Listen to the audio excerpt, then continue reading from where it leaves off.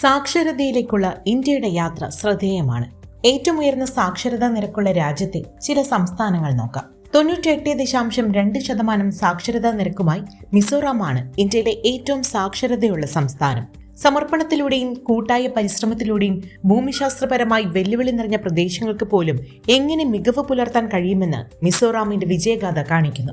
കേന്ദ്രഭരണ പ്രദേശമായ ലക്ഷദ്വീപ് 97.3% സാക്ഷരതാ നിരക്കുമായി രണ്ടാമതുണ്ട്.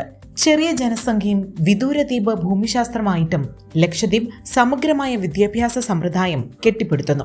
വിദ്യാഭ്യാസം ശാക്തീകരണത്തിനുള്ള മാർഗമാണെന്ന കാര്യം പ്രതിഫലിപ്പിക്കുന്നതാണ് നാഗാലാൻഡിന്റെ 95.7% സാക്ഷരതാ നിരക്ക്.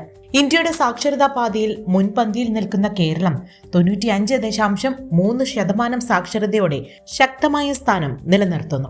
മേഘാലയ, ത്രിപുര, ചണ്ഡീഗഡ്, ഗോവ, പുതുച്ചേരി തുടങ്ങിയവയും സാക്ഷരതയിൽ മുൻപന്തിയിലാണ്.